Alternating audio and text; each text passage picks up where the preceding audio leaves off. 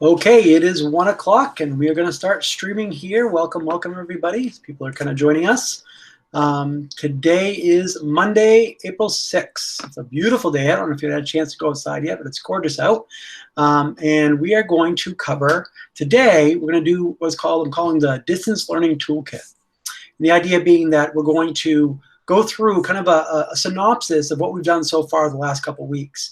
We've covered a lot of different topics, kind of in depth with some things. And so the plan for today is to give like a package video that highlights each piece and kind of builds your steps up, each thing that you would need to do to kind of get started. So if you haven't done anything yet, no worries. We'll start right from zero and work our way up and kind of hopefully kind of hit your place wherever you are at and then go forward from there.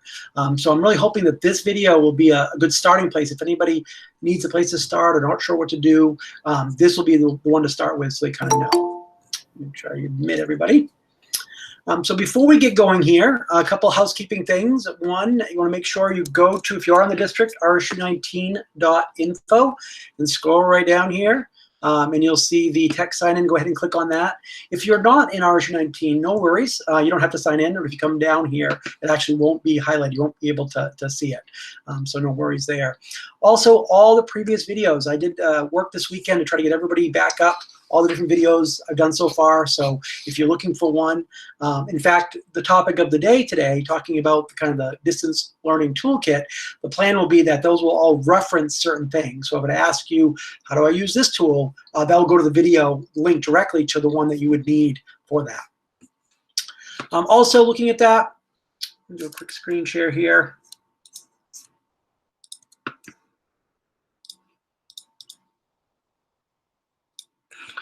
So I'm on rsu19.info, or if I'm outside the district, steampoweredlearning.org, same place.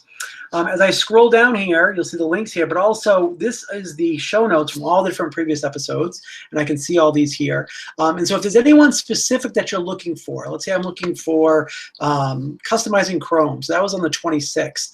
I can jump over here and click on that tab down the bottom, and these are the specific links for that episode. So all the show notes are there, all the previous stuff are there. Feel free to check that out if you haven't already. All right, let's look at the questions. Now, these are questions we received throughout the week for different purposes. These are ones from different people asked me. One question that came out was really good was, is there a way to hide Google Classroom items that are past due? And so if it's one that the due date's come and gone and the student hasn't done it yet, but you don't want to have it stay there, you want to kind of hide it in place. If you delete it, it deletes the grade, but I don't want parents to see the old work. And so the way I would do that, the way I would organize it for the students, it's not perfect, but I would put it in its own topic. You might call a topic on the left side, as we had talked about, something like, old work or, past work or something like that, and put those in there so they're not going to appear in other places. If the student uses that Classwork tab in their Google Classroom, that's the easiest place for them to see what's due and what's not and kind of organize it that way. But that way, you're really important that pretty much every assignment that you create has a topic associated with it. So we're not creating assignments that are outside of that. And that's really for organizational purposes for the students. If you don't do that, it's really hard for them to go back later and find that assignment. So that's why we're working on that. Another question that came up was, or somebody shared with me one of the websites. Now, if you don't know, all the K4 teachers now have their own webpage, their own homepage. And from there, they can link to pretty much anything. It might be a straightforward Google site, and that's good. It might be a little bit more complicated. A few teachers are doing Google sites, not just a slide, but an actual Google site to do that. And it's really just a place for parents to start. So you can link from there to anywhere you want. Some teachers are using ClassDojo, some are using different services. All the links can be there, but it gives you one homepage to put stuff.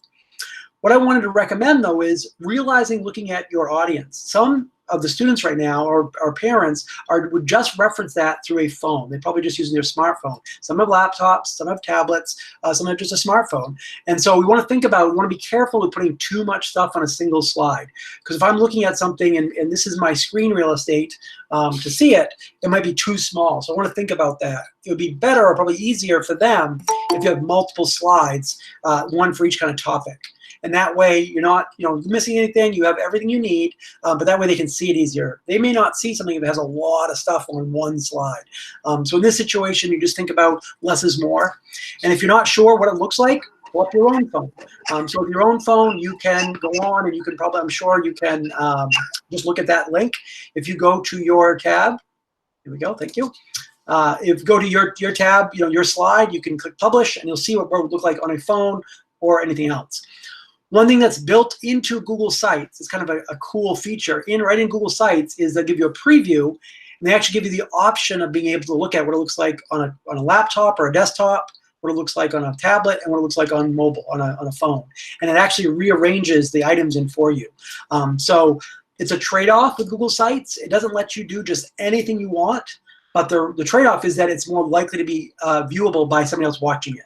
And what I mean by that is you wouldn't have something like a video and text kind of overwriting each other. One would kind of push the other one down, the other one up. So you wouldn't have to worry about that. That's one of the reasons why they did that new version of Google Sites. All right, another thing, so another question came up about some of the videos, the older videos we did, or I did, it was actually using this camera to record the screen because we didn't have things set up like we do now. So if there's old versions of certain videos, like there's one about Google Slides, I did a new version of it, and it's on. So if you go to, we're gonna look at which page, which day that was. If you go to episode 10, so that's 331, Google Slides as a site, I redid that video strictly from a web screen shot. I didn't use this camera to do it. So if you missed it that first time, you should be able to see it this way and look here. Awesome. So I think that's most of the questions. So with that, what I'm going to do here is today's topic is going to be your digital learning and distance learning toolbox. So I'm going to do a quick screen share.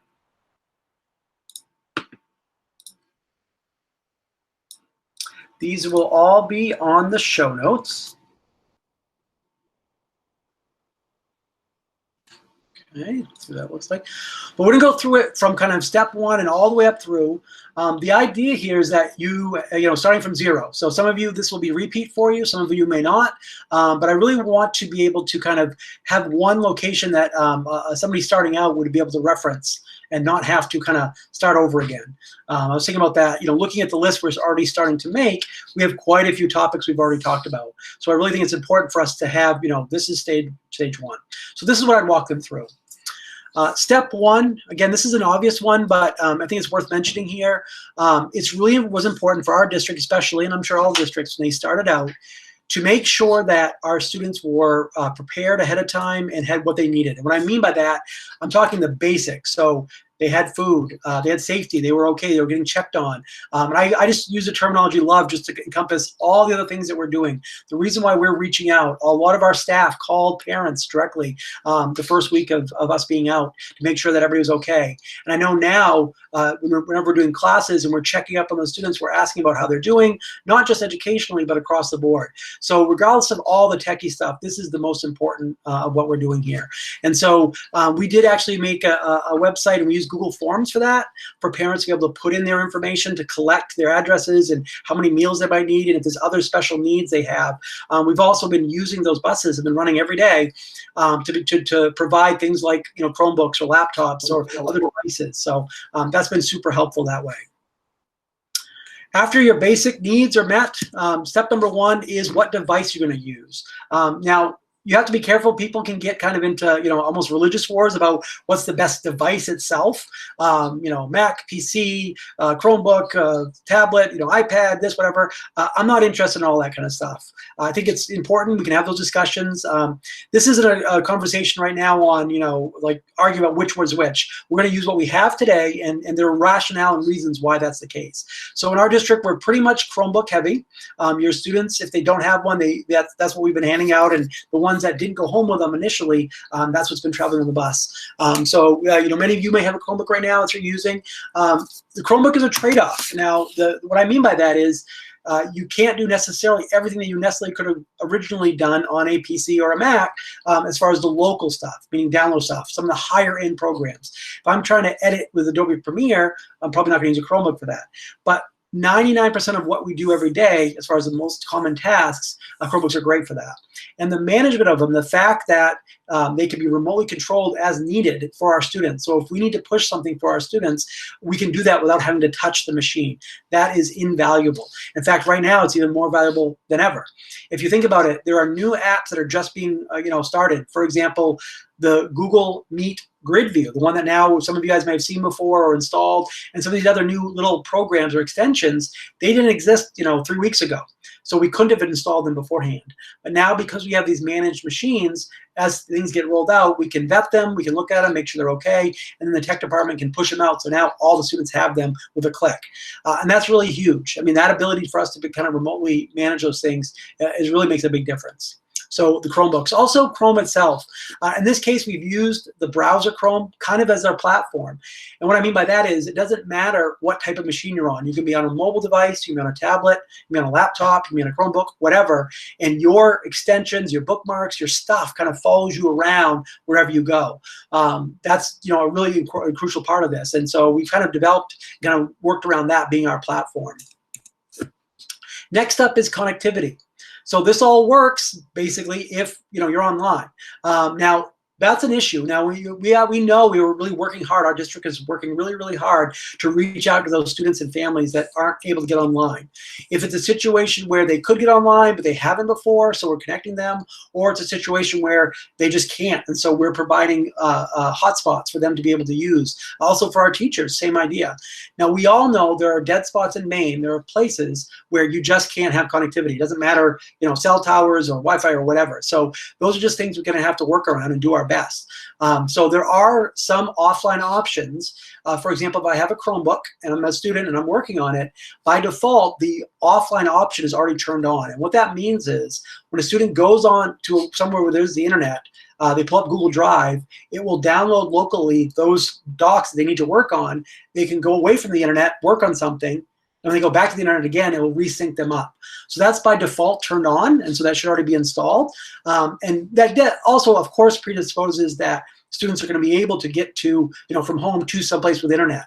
And that's one of the reasons why I know in our district, the tech department has pushed out the Wi-Fi out to parking lots, really push it out beyond just the school walls. And the idea that, parents would be able to take them at some point to a place that has internet, download work, and then be able to go home and keep working on it. That's not perfect. If you or a teacher are, offering a video per se, a student might not be able to get that video because that wouldn't download the same. Maybe they'd have to watch it during, while they're on Wi-Fi for a little while, for 20 minutes or so, and then, when they go off again. But the reality is we want to be careful if we are only basing our, what our ability for us to do on the students that do not have internet. Think about your own situation. If we only provided professional development or support for teachers that didn't have internet access right now, even if it's 10%, even if it's 20%, that means that 80% of the staff would not be able to receive information, or would not have that. So obviously equity is a huge issue, and we really want to help those teachers and those students that don't have internet. But we have to do our best to be able to handle that and be able to, make the most responsibility for everyone. There's the phone. Next kind of level beyond, once we've got online, offline access kind of figured out. Communication. Really the purpose of this is us doing what we're doing right now, to communicate. And there's two main versions of that. There's synchronous and asynchronous. Synchronous meaning we're doing it at the same time. Right now we are synchronously, some people are watching this live, and we're kind of communicate back and forth. I can check the chat room out, I can see if somebody has a question. We're doing this at the same time. We're using Google Meet for this. Some of you might have heard of a service called Zoom, same idea, or Google Voice. Again, that's more text or phone-based. But these are all synchronous communications. We're doing this at the same time. Different than asynchronous. Now, an email is asynchronous. You're going to write an email, you send it to me, I'll look at it, I'll write it back, send it to you. Yeah, we can be doing it very quickly, but we're not actually writing the email back and forth at the same time. And so those are the two kind of layers. The other thing we can use besides just text, video, Screencastify, as we mentioned before. We have a show on that. But basically, if you want to record something, have that video and provide that for students. This actually works the same. What I mean by that is right now we're recording this live video, and when we're done, we'll have it available to any teacher that is not with us right now can watch it later. So this works kind of both synchronous and asynchronous. But that's the real kind of basis of our communication, what that looks like for other students and teachers going forward. Productivity. And now we're getting into things that we're actually doing all day. So we're using our Google Drive mostly. Again, we had a show that talks about setting that up and what that would look like and best practices around your Google Drive, and all the things inside of that, you know, docs, sheets, slides, etc. All that stuff, you know, we cover that quite a bit, but that's where we're doing our work. I'm writing, you know, documents, I'm making spreadsheets, I'm doing slideshows, whatever it is, that's where we're doing the work. Now, the benefit of that is the work that's done is already web-based. And normally in a classroom, that's not a big deal because you're seeing the students and teachers every day, but it is a big deal at this point because we're not. So it's really important that whatever we're working on is already web-based so we can share it with our other, you know, teachers or students and so forth. So in Google Drive, that part's already taken care of. Managing that classwork. So if you are a teacher and you need to be able to manage that work coming back and forth between you and the students, Google Classroom is probably the best tool for that job. Even if you're using it one-on-one. I had one educator reach out to me and she was worried about certain individual students because of, you know, IPs and that kind of stuff and confidentiality. But even using Google Classroom as that, it still helps that back and forth. Students will receive a document from their end, from you. They can do their work on it, they can hit turn in, and you receive it back. You can do that straight up. You can email somebody back and forth, but it just kind of gets lost in the shuffle within the email. This really helps organize students. All their work is in a single digital place. So parents can go to one home page, they can see all the work that's being done or has been done or needs to be done right in one place, and that's huge. And it's also not one more thing. Anytime when you add another layer of technology, it's important that you are either updating or replacing something you're already doing, not just adding another thing on. For example, if students are already doing their notes, you know, making like a daily planner type thing, if they're able to coordinate that with Google Calendar and their Google Classrooms, and if all the teachers are using Google Classroom, that means that as soon as somebody's added an assignment, it's updated their Google Calendar, and they're all good to go. So they don't need to go check that as well. They don't need to have two places to look for this, just one. And that's really important, I think. The more we can, you know, basically, you know, help with that and do a lateral move so we're not adding more work on, that's really important, and that's why we're doing the technology things we're doing. Informing the parents. So this is another piece of this, is how are our parents getting notified of what's going on? Now, we mentioned in Google Classroom, I will share this. I'm going to do a quick screen share here with my kind dummy account here. So this is my dummy account we've been showing and sharing. If I go to Google Classroom, so I'm going to click up here on the grid, go to Drive.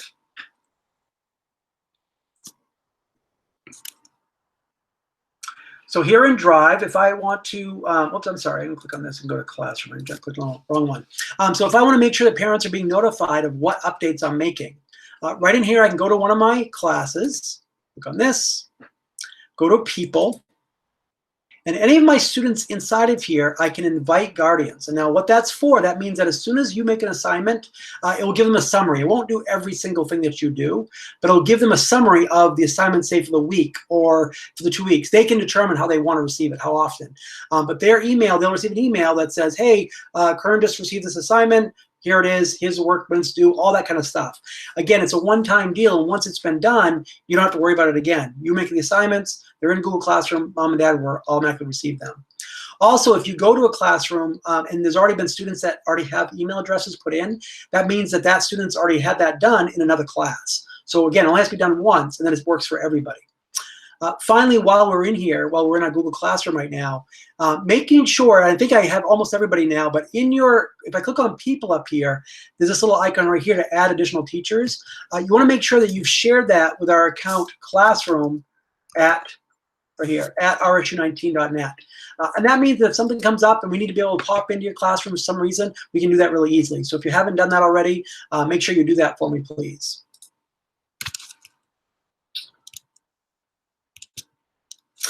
So when we're talking about the public face, and the idea that mom and dad can see that, they may receive email. But let's say they're not doing that. Let's say they just want to be able to go to one website that has, what you're going on in your classroom. That was the impetus behind our K4 websites, the ones that are basically a Google slide. So each teacher had a Google slideshow. They could use that. Whatever they put on there, they can update it, and it's done. Mom and dad can see that automatically if they want to go there. Now, some teachers are using other tools as well. Cool, that's great. So if you're using Class Dojo or Remind, or I think there's another one, Blooms, whatever it is, that's great. The only thing to be cognizant of about those is two things. One, you do definitely want to make sure you vet it through the tech department. And this is why. It's not because we're looking to say no. We're actually looking to say yes. But we're concerned about two things. One is always security, of course. So we'll do kind of due diligence there, making sure it's totally secure and whatever. But the other thing too is some of these services right now, if they're not robust enough, they're getting slammed pretty hard right now because they're free for a month or two. And so one question that's going to come up in 2 months or 3 months or whatever it is, when they go away from being free, is the district going to be kind of, backloaded, like, okay, now we want you to pay for these things or whatever. So that's an issue or concern. The other thing too is if the service itself can handle the load. If we're talking of hundreds of thousands or maybe millions of teachers all around the country that are all of a sudden using this service, maybe they're good with that, and that's great, and maybe they're not.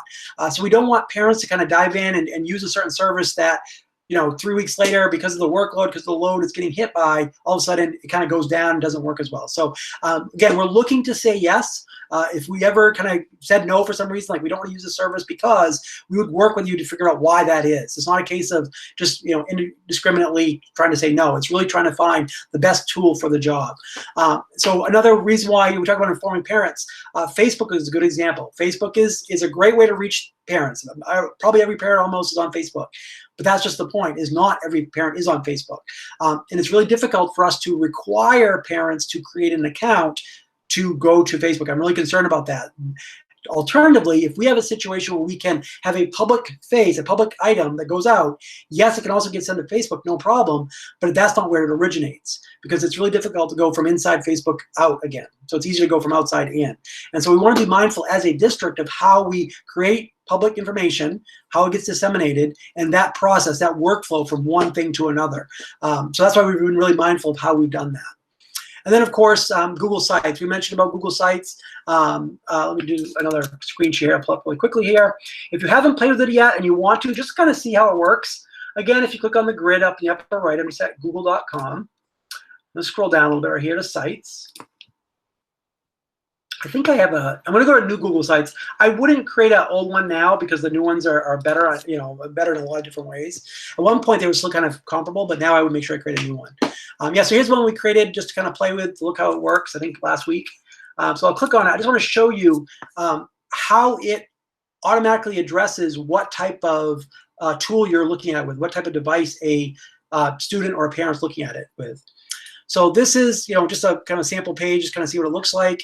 And you'll notice when I drag something in, if I want to grab a new image here, once it loads, if I grab a new image here, it's not going to let me put it just anywhere I absolutely want. I have to kind of put it somewhere that makes sense. Let me go to Photos here.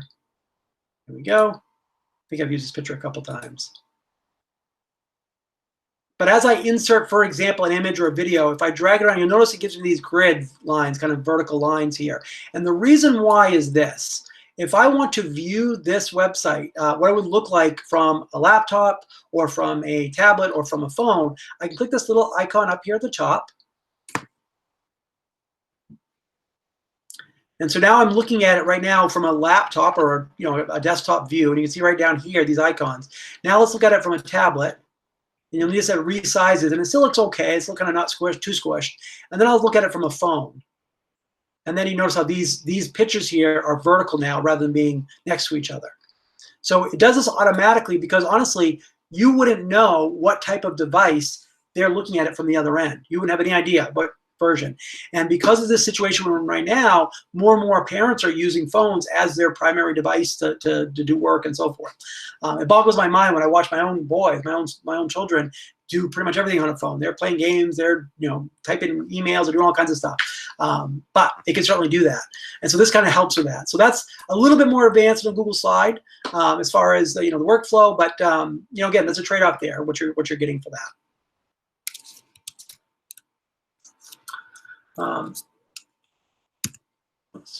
Up this way more. And then the final kind of component here is going beyond even what we started with. And what I mean by that is if you have your Chromebook, you have your device you feel comfortable with, you're online, that's good. You feel comfortable with the communication tool. You're doing Gmail, you're doing Screencastify, you're doing Google Meet, whatever.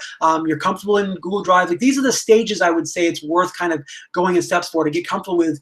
Not that you don't want to jump ahead, but you know, I wouldn't go directly to Google Slides until I'm pretty good with Classroom, because that's probably more important initially to be able to do that back and forth with your students. And then the even more here, this is just the idea of really the sky's the limit. There are tons of amazing tools that are already connected to your Google account.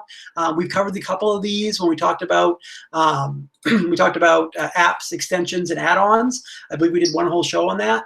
And so the idea there being that pretty much every tool that you're using right now also has a add-on or an app or extension that you can add to it. So that's super helpful.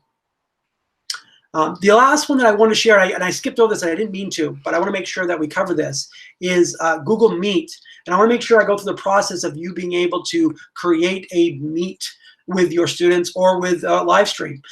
Because I know I've had a couple of teachers ask me this, and I want to make sure I have a good video recording of this. So we're going to go through this process. If I want to record, if I want to create a Google Meet with my students, what does that look like? Step number one, I'm going to go to Google Calendar. And again, I can click up on that grid and get there that way right here. Here's Google Calendar. Let's say I'm going to create a scheduled meet for tomorrow.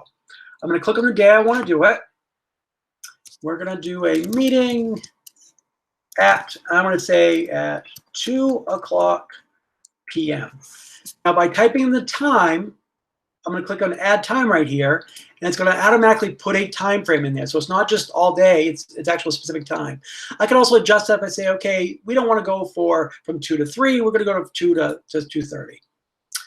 Add guests. So if I want to add an individual person, I can type that in here.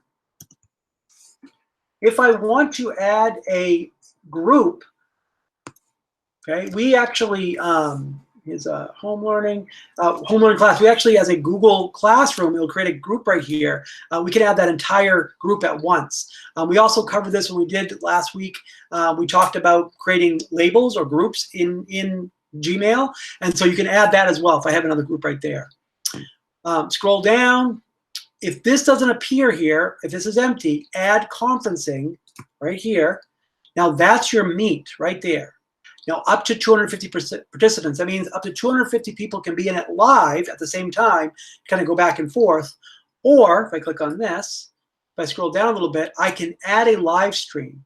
And what that means is that somebody could be watching it, but not actually participating back and forth. They're just watching it as it happens. I can click on that. And again, that's a preference. If you don't want to live stream, I can exit that out and it won't be there. A phone number, I could copy this if I want. So that phone number, somebody could call in, just audio only, but they still could call in with that PIN.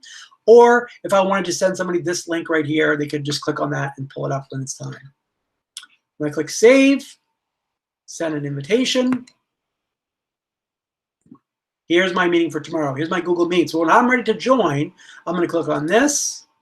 I'm going to click on Join Meets, and off we go. Right now, I'm using the camera, so it's going to be a little bit redundant here. We'll see what happens here. Yeah, because I'm using the camera, so no camera's found. But, oh, there we go. Popped up.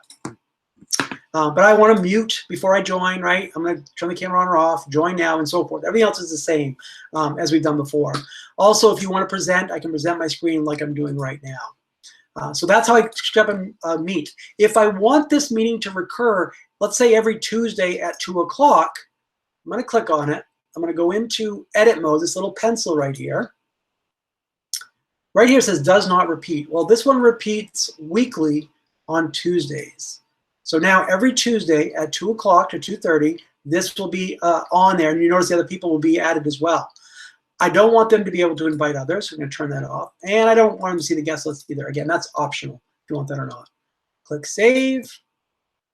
Yes, we're going to send them the updates. And now if you look at my calendar, every Tuesday, this is automatically going to be there. If I had to delete one, let's say next Tuesday, I'm not going to be there, so I'm not going to have that meet. I'm going to click on that. If I do delete this one, this little trash can icon here, it will say, do you want to delete this event or all the events or the following ones? I'm going to say just this one. And you'll notice here that extend. So now this one is still here, the ones after that, but that one is gone. So you can kind of adjust how you connect with them and how you delete them or remove them or change them. But once I've done that, I'm done my Google Meet. I've already shared it with my teachers. I've shared it with my students. They're good to go. They can join. We can share your screen and so forth. I've mentioned before, when you want to make sure when you leave the Meet, we have students, you kick everybody out so everybody's gone. And when you close it down, the latest thing I've read is it's about 5 minutes and that link will go away, so they won't be able to rejoin. And hopefully that stays consistent. So I think we've covered almost everything. Again, each of these tools in here, if we didn't cover it right now in more depth, each one has a link. And so if you go to your rsu19.info, and if I scroll down, and I can find today's is the 6th, so 4/6. So here's today's questions and comments, the attendance and so forth. This distance teaching toolkit, you click on that link there and it will bring you up to this page right here. So you're able to share that and copy paste it, or you can click on these links here and it will go to where you want to go with more information. And I think with that, the last thing I'm going to share today for our one round to it, or something that if you get around to it, it's a kind of a fun share. And I really like this one. So there's a lot of tools out there right now. A lot of people are doing virtual tours or doing museum tours for parents at home and so forth. So this is a really cool one. This is citizen science. And there are certain websites that allow students or parents as well, or teachers or anybody really, to do real science, help scientists out right from home. So if you go to, click on that link right there, right here, bit.ly/all caps citizen science will bring you to this page right here. And so what is it? Well, citizen science involves people in big social or science experiments. These sites allow us to contribute to real scientific work and help scientists in need. So you can do science anywhere. So here are some examples. Global Explorer, this is a really cool one. And actually, the founder of this one, the lady who founded this was from Bangor originally, which is kind of cool. But this is basically a website that you can go on and you can help search for looted from satellite imagery from areas that might be looted for archaeological digs. And so you're actually helping them take satellite imagery and see if there's areas that people have looted around. It might be Egypt. I think there's some in Peru. There's all kinds of cool stuff there. But when you're right here, this one's in Peru. But when you're actually filling these out, you're helping the real scientists that are on the ground doing these things with help, providing them more information. And that's kind of the basis behind this citizen science link. Another cool one, Zooniverse is great. Zooniverse has all kinds. It's basically the Wikipedia of all these different types of people-powered research, as it says. So here are a bunch of different ones. You can click on categories. Here's a penguin watch. Count the penguins in remote regions to help us understand their lives and environment.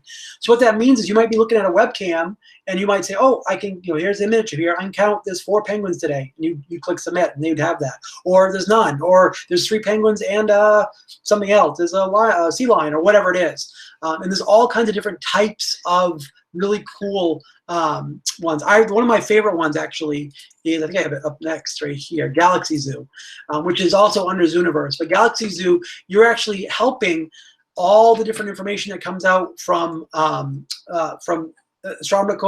astronomical telescopes around the world, and looking at these different images and saying, well, is that actually a galaxy, or what type of galaxy? Or they're actually coordinating all that information and bringing it together and preparing it for scientists to kind of look at and talk with. So all these are super cool. If you get a chance to check these out, here's another one, chimps across Africa.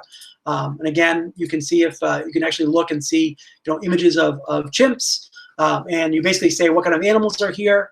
So here's a picture here. Let's do another one. That one didn't have any good pictures here. Let's do a new one. See if I can find one with an image of an animal in it. Oh, right there. There's something.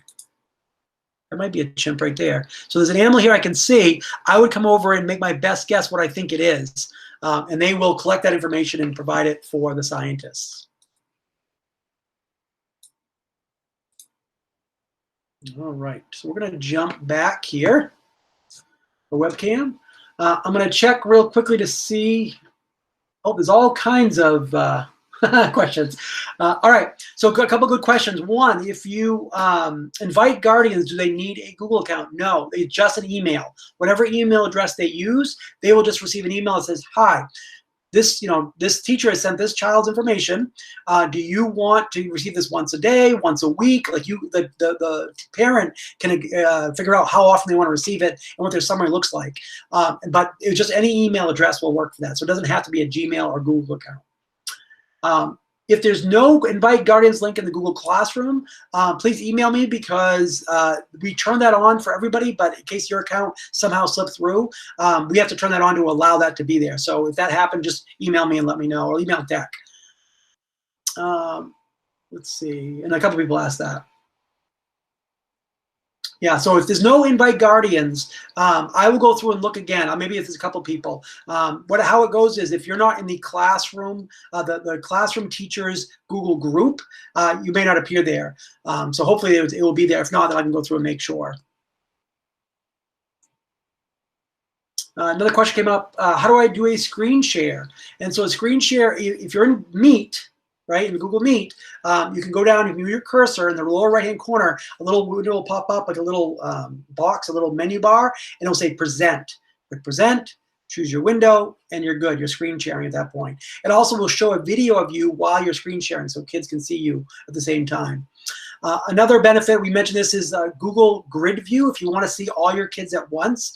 By default, if you start getting into 5 or 6 or 7 people in a Google Hangout or Google Meet, you can't see all the videos. But if you use Google Grid View, you can see everybody. I did it this morning with our staff meeting, and I could see, I don't know, 30 people on. Now, their video has to be on. If it's not on, they won't appear there. But if it is, you'll see everybody. It looks very much Brady Bunch style, all kind of squares around, and seeing it that way.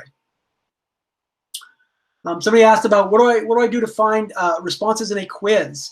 So if you go to the quiz itself, if you go to the form, and you make sure you're in edit mode, so you're not seeing the read-only mode that only you can read, you can only enter things, but actually the edit mode yourself that you created. And if you're not sure where to look, if you go to Google Drive and then click up here on Forms, I'll show that real quickly, what that would look like.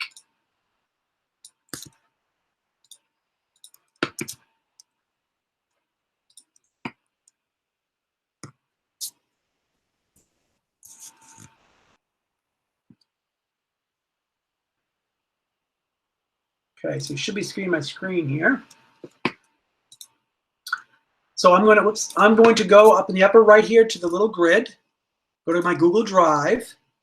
Now, if you're not sure, if you know the name of it, you can go right to it. But if you're not sure, I can always click on the little pull down up at the top. And this is going to give me a little bit more detailed search. I can say, you know what type of thing? Well, I'm looking for a form.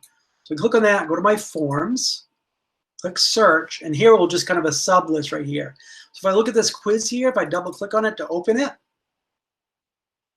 if I want to see my responses right across the top, it says questions and responses. I can see them right here.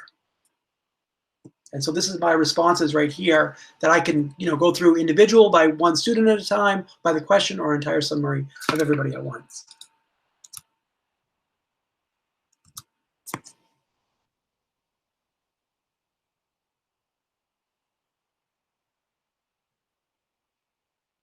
Somebody asked about Google Classroom for something else. Like I think all of, if not most of the actual schools themselves had a Google Classroom. The benefit, they asked, do you want to share it with that Classroom account? I'm going to generally say yes, unless there's a really good reason not to. Here's why. If you're the only owner of that Google Classroom, and for some reason, you're not available, or you get sick, or you just can't, jump in to work on it, to do something with it, and you need something that's in there, or somebody else needs something that's in there, if we don't have that Classroom account connected, yes, we can get into it. We can reset your password and use your account and go that way. But it's less traumatic if you just share it with that classroom@arshnet.net account, and that way we can just jump in, get the thing we need to, and get out. When I say we, I mean administration. I don't mean me. I mean if your principal needs it for some reason or something like that, is really the purpose behind that.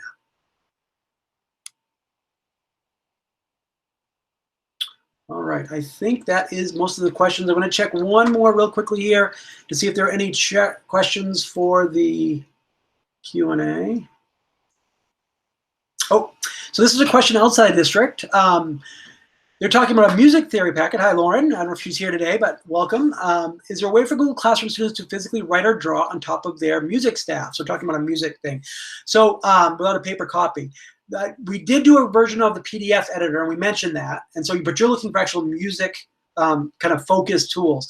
There are certain apps that are specifically for music students. I tell you what I'll do. I'm not going to do it today, but I will add that as one of the round to it, so we can kind of add that later on. So which extensions and apps you would need to put specific, not just music, but specialty characters. If you wanted a kind of a weird character for a math equation, or a certain symbol for a music notation, or that kind of things, there are certain add-ons and extensions that are specifically designed for that purpose. So we'll add that on as a topic for one of the sessions, is what we'll do in the future.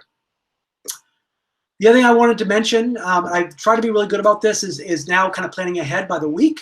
And so in this case today, we're just talking about the distance teaching toolkit, kind of the list of things that you'd want to have. But tomorrow we're going to talk about security. I recently had a situation where my younger son's account is looking like it's getting attempted to be hacked. And what I mean by that is it hasn't been hacked, but people are trying to kind of break into it, and looks like, how many times you're trying to sign in without the password and blah, blah, blah. So that brought up to me, that reality that because we're relying on these, online services more and more, it's more crucial than ever to think about our security. Now, sometimes security is kind of a boring thing. It's like, one of those things we know we have to do. It's like taxes, right? We know we have to deal with it. It's not fun, but it's just one of the things we have to do. But I think it's important enough that it's worth spending a time on. So tomorrow I'm going to cover on kind of best practices of being secure with your accounts, setting up good passwords, all that stuff. We've heard before, but really kind of encapsulate it. I think that'll be a really good topic for us to cover tomorrow. On Wednesday, we're going to do video stuff. We talked a little bit about Screencastify before, but if you're someone who's comfortable with Screencastify and you're ready to kind of move on, hopefully that will work for you, and we can use WeVideo as a way to kind of edit things more than just kind of the really simplified editing in Screencastify, but something a bit more robust. And so we'll go over that, what that looks like, how that works, and all that kind of stuff. And then on Thursday, we're going to do Google Sheets. We did Google Forms last Friday, and Google Sheets will be kind of like part 2 of that. So step 1 was kind of collecting the information. Part 2 or step 2 will be what do we do with that information once we have it. And on Friday, I might have a special guest. I'm in conversation with a couple students that are interested in joining us. And we'll talk about story time and what that means and what that could mean for the district. I'll leave that as a little tease for Friday. So with that, let's see if there's any last questions here before we duck out. Can someone else have the name of who we add to Classroom? I'm not sure. I'm not sure what that one is, Ann. Someone type the name of who we add to Google Classroom. I'm not sure what you mean by that.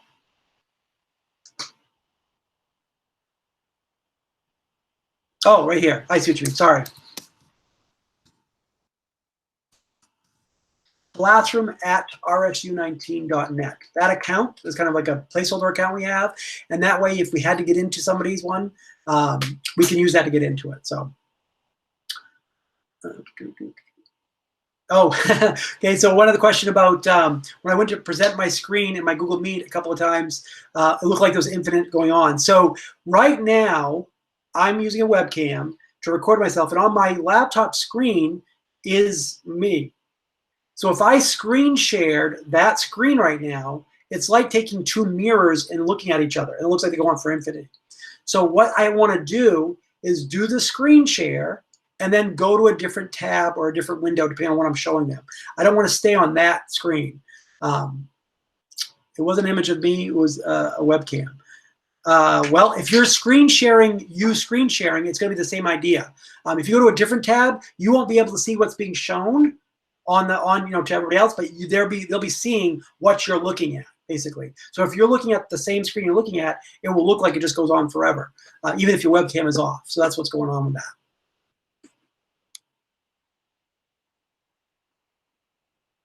All right, awesome. Well, thank you guys for hanging out with me today. This was fun, and we will. I'll put this up on the web as soon as I can, probably this afternoon. We'll upload this video to the archives. You guys can share it. And I will see everybody tomorrow at 1. Bye, guys.